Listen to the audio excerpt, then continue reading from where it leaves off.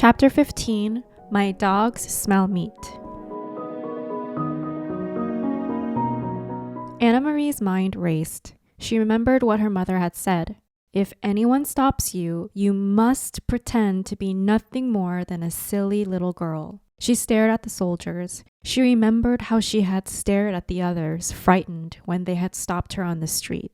Kirsty hadn't been frightened. Kirsty had been, nothing more than a silly little girl, angered because the soldier had touched her hair that afternoon. She had known nothing of danger, and the soldier had been amused by her.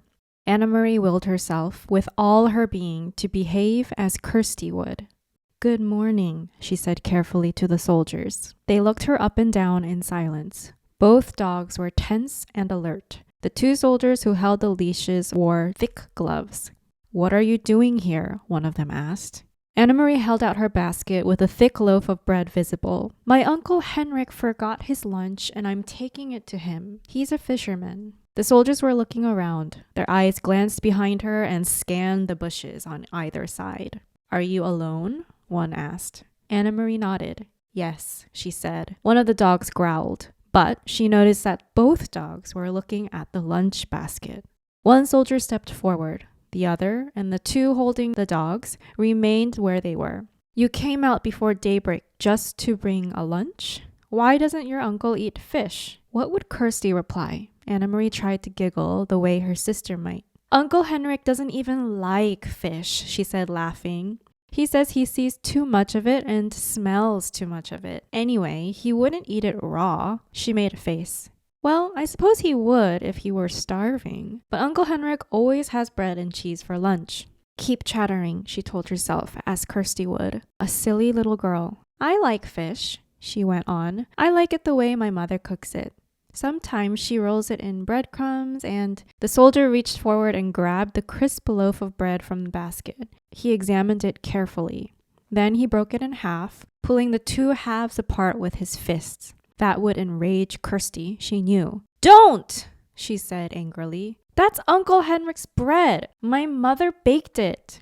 The soldier ignored her. He tossed the two halves of the loaf to the ground, one half in front of each dog. They consumed it, each snapping at the bread and gulping it so that it was gone in an instant. "Have you seen anyone in the woods?" The soldier barked the question at her. "No, only you." Anna Marie stared at him. "What are you doing in the woods anyway? You're making me late. Uncle Henrik's boat will leave before I get there with his lunch, or what's left of his lunch." The soldier picked up the wedge of cheese. He turned it over in his hand. He turned to the three behind him and asked them something in their own language. One of them answered, "Nein," in a bored tone. Anna Marie recognized the word. The man had replied, "No."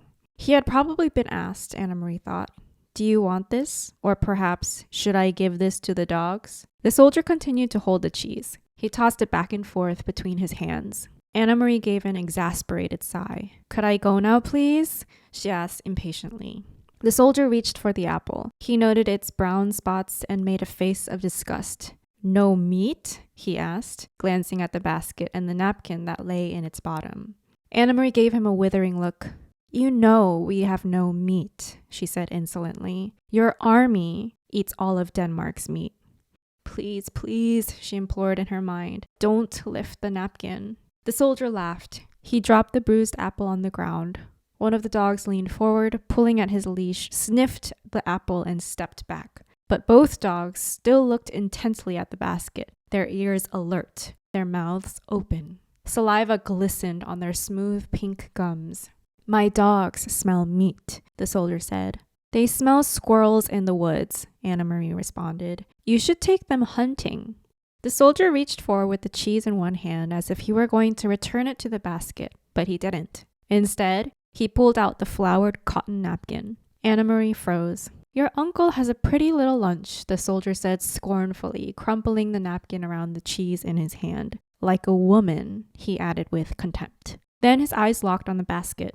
He handed the cheese and napkin to the soldier beside him. "What's that there in the bottom?" he asked in a different, tenser voice.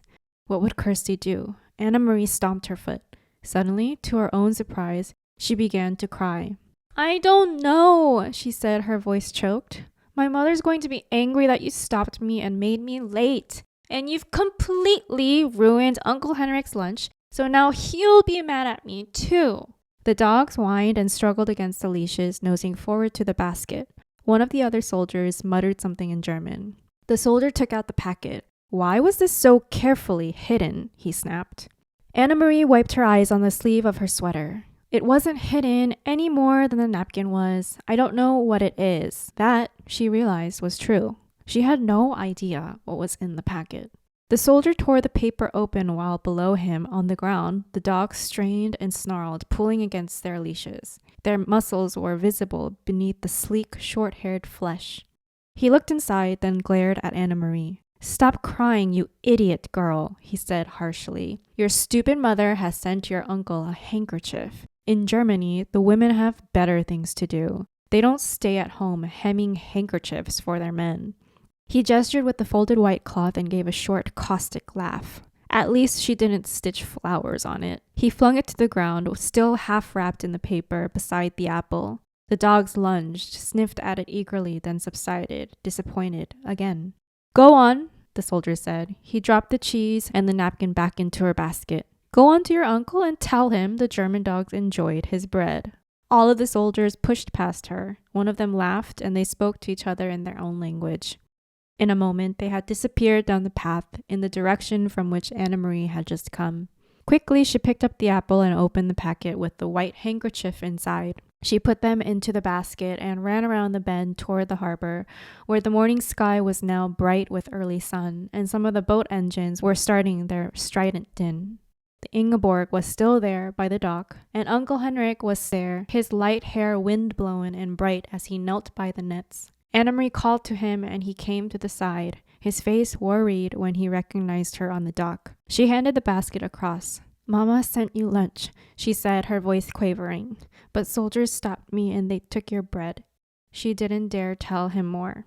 Henrik glanced quickly into the basket. She could see the look of relief on his face and knew that it was because he saw that the packet was there, even though it was torn open. Thank you, he said, and the relief was evident in his voice. Anna-Marie looked quickly around the familiar small boat. She could see down the passageway into the empty cabin. There was no sign of the Rosens or the others. Uncle Henrik followed her eyes and her puzzled look. All is well, he said softly. Don't worry, everything is all right. I wasn't sure, he said, but now, he eyed the basket in his hands. Because of you, Anna-Marie, everything is all right. You run home now and tell your mama not to worry. I will see you this evening. He grinned at her suddenly. They took my bread, eh? He said. I hope they choke on it.